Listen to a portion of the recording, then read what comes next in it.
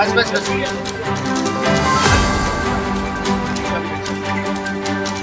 तो नहीं चाहिए।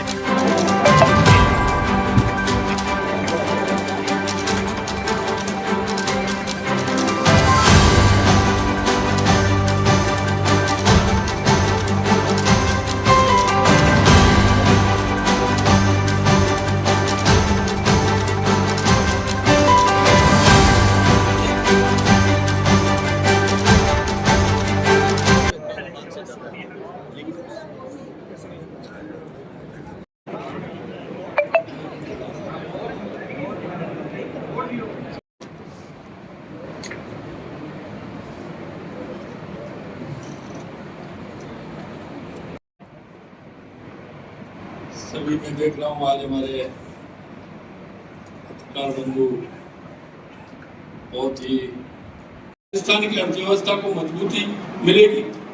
प्रदेश की 9,06,000 महिलाएं लखपति दीदी योजना से लाभान्वित होकर आत्मनिर्भर जीवन की ओर अग्रसर हैं।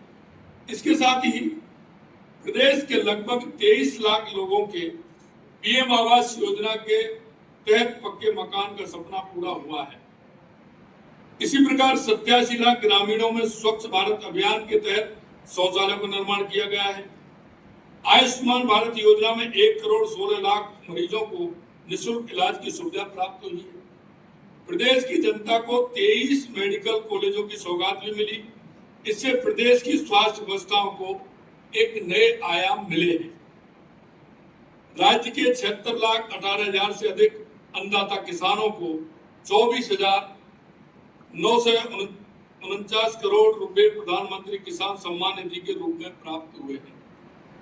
उज्ज्वला योजना में 74 लाख एलपीजी कनेक्शन भी निःशुल्क प्रदान किए गए हैं। प्रधानमंत्री मातृवंदना योजना के अंतर्गत 5,000 रुपए प्रति महिला के हिसाब से 29 लाख महिलाओं को प्रदान किए गए, जो हमारे प्रधानमंत्री जी का महिलाओं के प्रति सम्मान को दर्शाता है। राजस्थान में जनधन योजना के तहत 3 करोड़ 69 लाख लोगों के खाते खोले गए। प्रधानमंत्री सुरक्षा बीमा योजना में 2 करोड़ 52 लाख लोग लाभान्वित हुए हैं। प्रधानमंत्री जी का सपना है कि भारत पुनः विश्वगुरु बने, जैसा कि कोई प्राचीन काल में था। उनके नेतृत्व में भारत ने न केवल आर्थिक और तकनीकी प्रगति की, बल्कि अपनी सांस्कृतिक और आध्यात्मिक विरासत पुनः स्थापित हुई है। योग और आयुर्वेद को वैश्विक मंच पर सम्मान मिला और भारत की प्राचीन ज्ञान परंपरा आज विश्व को दिशा दिखा रही है। आज भारत एक ऐसी शक्ति है जो न केवल अपनी सीमाओं को सुरक्षित रखता है, बल्कि वैश्विक शांति और सहयोग के लिए भी काम करता है। आत्मनिर्भर भारत का उनका नारा केवल एक नारा नहीं, बल्कि भारत के हर नागरिक के लिए एक प्रेरणा है। आज हम सब मिलकर माने और अधिक मेहनत करनी है, ताकि भारत 2047 तक एक विकसित और समृद्ध शक्तिशाली राष्ट्र बने। आप सभी का बड़ी संख्या में यहाँ आने पर बहुत बहुत धन्यवाद। निश्चित रूप से केंद्र सरकार की जन कल्याणकारी योजनाओं को आम जन तक पहुंचाने में हम सबका ये प्रयास यथावत रहेगा। और आपके माध्यम से मैं इतना भी कहना चाहता हूं मित्रों, लगातार मीडिया का जो सहयोग मिल रहा है, क्योंकि देश की बदलती हुई स्थिति 2011 के बाद आम जन को यह परिवर्तन महसूस होने लगा है। और मैं इसके लिए आप सभी को भी धन्यवाद देना चाहता हूं कि आप भी उसके माध्यम से जन कल्याणकारी योजनाओं को देश में जो दुनिया में भारत का जो सम्मान बढ़ा है, उसके लिए अर्थव्यवस्था में जो मजबूत है, उसके लिए आपका भी उसमें बहुत बड़ा योगदान है। इसके लिए भी मैं आपको भी बहुत बहुत धन्यवाद देता हूं, साधुवाद देता हूं, क्योंकि अगर हमारा राष्ट्र मजबूत होगा तो हम सभी मजबूत होंगे। और देश के यशस्वी प्रधानमंत्री नरेंद्र मोदी जी के नेतृत्व में एक विकसित भारत की, दुनिया में एक भारत को जिस नजरिए से और जिस सम्मान के साथ आज देखा जाता है, उसका बढ़ता हुआ सम्मान आपके माध्यम से और बढ़ेगा। पथ प्रदर्शक श्री नरेंद्र मोदी जी ने अपने मजबूत संकल्प, अदम्य इच्छा शक्ति, जन केंद्रित दृष्टिकोण के साथ भारत की तकदीर और तस्वीर बदल दी। उन्होंने न केवल भारत को एक नई दिशा दी, बल्कि इसे वैश्विक मंच पर एक सम्मानजनक और शक्तिशाली पहचान भी दिलाने का काम किया है। आज भारत की आवाज विश्व मंच पर न केवल आदर से सुनी जाती है, बल्कि उसका सम्मान भी किया जाता है। पिछले 11 वर्षों में यशस्वी प्रधानमंत्री नरेंद्र मोदी जी के कार्यकाल में जो जनहितैषी कार्य हुए हैं, उनका पूरा वर्णन प्रेस वार्ता में दिया नहीं जा सकता। फिर भी आपके समक्ष कुछ प्रमुख विवरण रखना चाहूंगा। प्रधानमंत्री नरेंद्र मोदी जी ने राष्ट्र के समावेशी विकास पर विशेष जोर दिया। इसलिए उन्होंने ज्ञान यानी गरीब, युवा, अंधता, नारी शक्ति पर ध्यान केंद्रित किया। कमजोर वर्ग के सशक्तिकरण के लिए जो कार्य किए, उनमें पीएम गरीब कल्याण अन्न योजना के तहत 81 करोड़ लोगों को मुफ्त अनाज वितरित करने का काम किया। 15 करोड़ से अधिक घरों में नल से जल कनेक्शन प्रदान किए गए। प्रधानमंत्री आवास योजना के तहत 4 करोड़ से ज्यादा घरों का निर्माण कराया गया।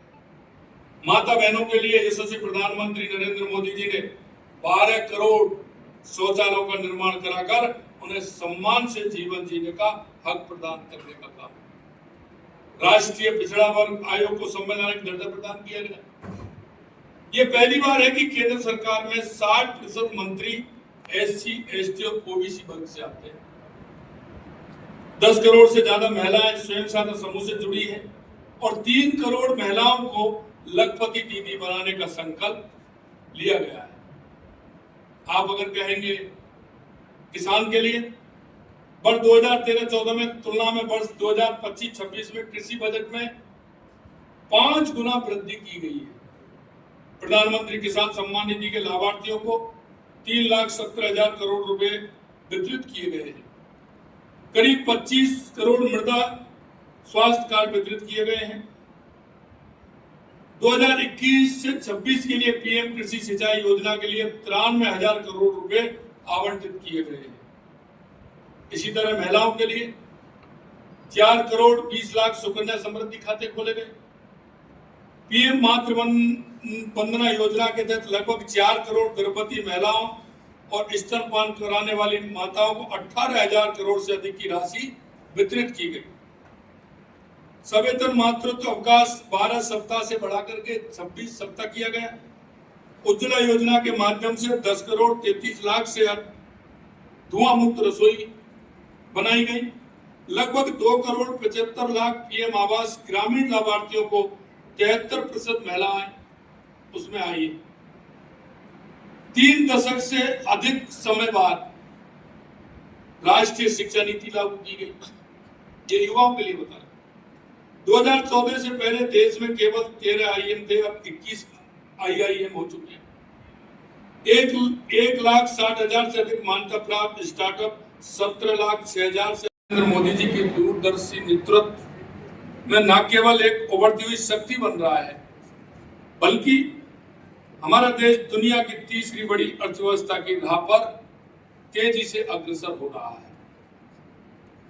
और ये मैं इसलिए कहना चाहता हूं कि अगर 2014 की तरफ मुड़कर के देखेंगे तो हम अर्थव्यवस्था में 11वें पायदान पर थे।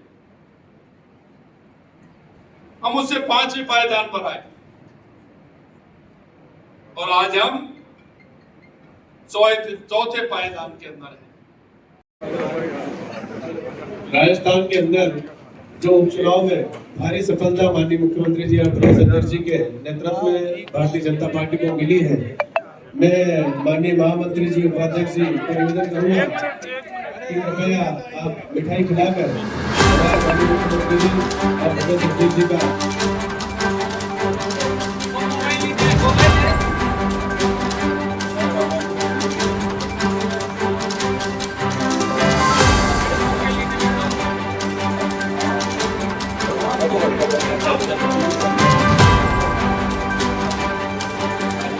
Okay.